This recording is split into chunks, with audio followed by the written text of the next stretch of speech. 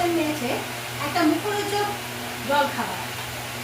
সারা সকাল থেকে আজ মাঝে মাঝে আমাদের বৃষ্টি চলছে, তাই আজ ভাবলাম ঘরে বসে থেকে কি করি, একটু মুখরোচক কিছু খেয়ে সবাইকে আনন্দ দিই আর আপনাদেরকেও আনন্দ দেওয়াই।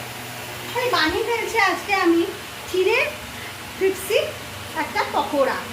এর মধ্যে আমি প্রথমেই নিয়ে নিয়েছি ছোটো কাপের, চায়ের কাপে ছোটো কাপে একটু বড় ইয়ে করে চিড়ে। সেই চিড়েটা আমি ভালো করে দেখুন ধুয়ে রেখেছি। সঙ্গে রেখেছি দুখানা আলু সেদ্ধ, কিছুটা ধনে পাতা, আদা বাটা, লঙ্কা কুচি, চাট মশলা, ভাজা মশলা আর স্বাদ অনুযায়ী নুন। প্রথমেই আমরা চিড়েটাকে একটা কন্টেনার নিয়ে নিয়েছি, চিড়েটাতে কন্টেনারের মধ্যে আমরা দিয়ে দিলাম।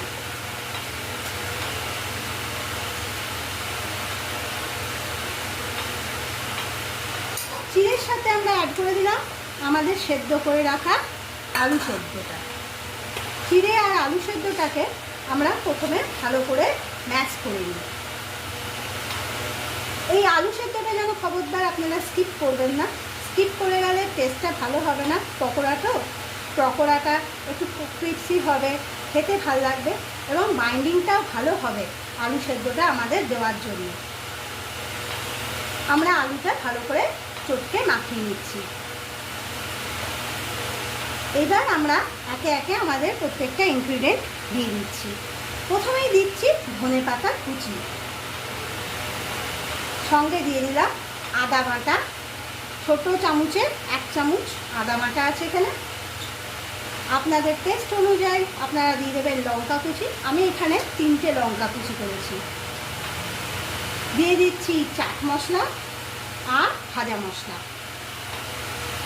ভাজা মশলার গুঁড়োটা আমি আপনাদেরকে কদিনের মধ্যেই রেসিপিটা দেবো, কী করে ভাজা মশলাটা আমি করেছি। আর দেবো নুন। নুন তো আপনারা জানেন নিজেদের স্বাদ অনুযায়ী, আমি এখানে অল্প একটু নুন অ্যাড করে দিলাম। এবার আমরা সব ইনগ্রিডিয়েন্টগুলো একসাথে দিয়ে দিয়েছি এবং ভালো করে এগুলোকে আমরা হাত দিয়েই চটকে চটকে ভালো করে মাখিয়ে নিচ্ছি এবং এর মধ্যে আমরা অ্যাড করব এবার জল। যে জলটা দিলে আমাদের পকোড়াটা ব্যাটারটা বেশ সুন্দর তৈরি হবে। এটা তো পকোড়া, তাই এই ব্যাটারটা একটু বুঝেই আমাদের জলটা দিতে হবে যাতে আমরা তেলে ছাড়তে পারি সুন্দরভাবে।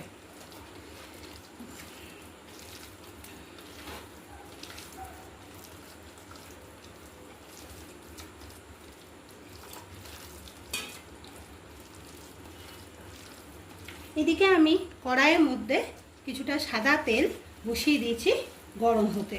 গ্যাসটা একটু ফুল অন করে দিই যাতে তেলটা তাড়াতাড়ি গরম হয়ে যায়।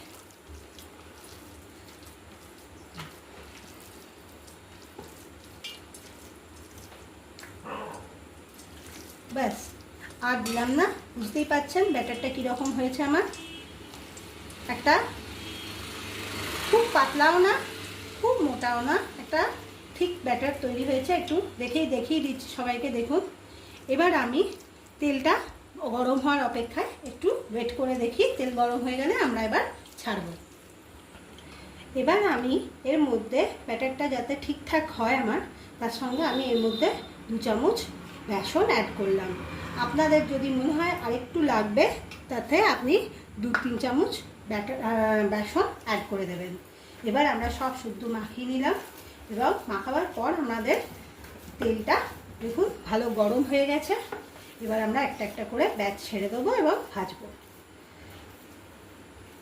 ছোট্ট ছোট্ট পকোড়া তো, বিশাল বড় সাইজ হবে না, একটা করে সাইজ ছেড়ে আপনাদের দেখাচ্ছি।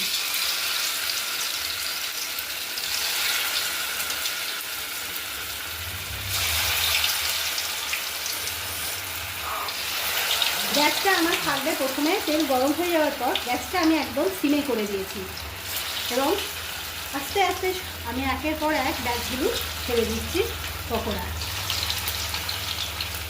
বর্ষা আর সন্ধ্যেতে পকোড়ার সঙ্গে একটু চা বা কফি হলে জমে যায়। আর বাইরে বৃষ্টির আওয়াজে সুন্দর আনন্দে উপভোগ করবো আমরা।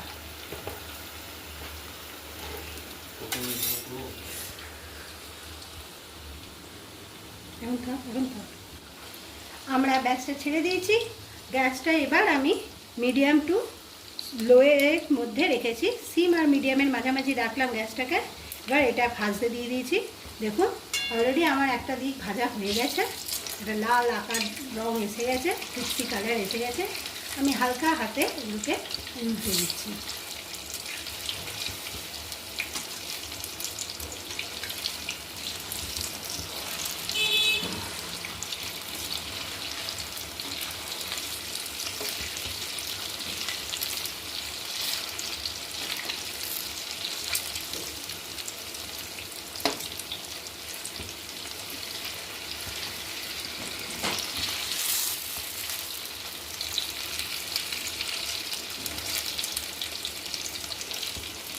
পকোড়াগুলো খুব সুন্দর ক্রাঞ্চি হতে হবে, খেতে দারুণ লাগবে, তাহলে কফি দিয়ে এনজয় করবে সবাই। আর লাল করে একটু আমরা ভেজে এগুলোকে প্লেটে তুলে নেব, তারপরে নেক্সট ব্যাচ আবার আমরা করব। সেকেন্ড ব্যাচটাও প্রায় আমার একটা পিঠ হয়ে গেছে। আমরা আবার উল্টো পিঠটা ঘুরিয়ে দিচ্ছি ধীরে ধীরে, যাতে পেছন দিকটা আমাদের ঠিকঠাক ভাজা হয়ে যায়। বন্ধুরা, বারবার সবাইকে বলছি, আমার চ্যানেলটা সবাই ভালো করে সাপোর্ট করুন, লাইক শেয়ার ও সাবস্ক্রাইব করতে যেন ভুলবেন না। নতুন চ্যানেল সবার কাছেই বলছি, আপনারা যেন সবাই বেশি বেশি করে লাইক করবেন, শেয়ার করবেন এবং সাবস্ক্রাইব করবেন। আচ্ছা, আমাদের এবার এখানে আমরা দেখতে পাচ্ছি আমাদের উল্টো পিঠটা ভালোভাবে ফ্রাই হচ্ছে। আমরা এটাকে পুরো লালভাবে ক্রিস্পি ফ্রাই করে নেব।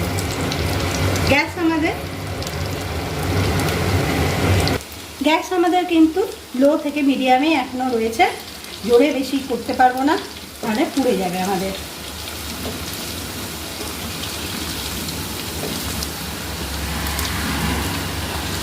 দেখতেই পাচ্ছেন সবাই কড়াইটা যে আমার পকোড়াগুলো সেকেন্ড ব্যাচটা ভালোভাবেই ভাজা হয়ে গেছে, লাল রং এসে গেছে।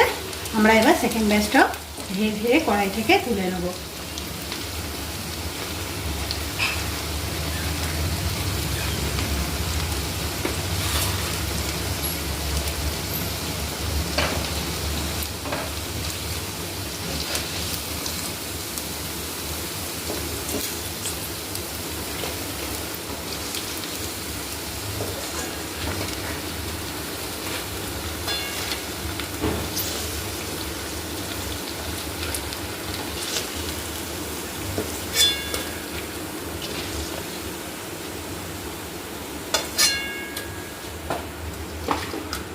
এইভাবে আমি আমার বাকি ব্যাচগুলো সব এক এক করে ভেজে নিচ্ছি।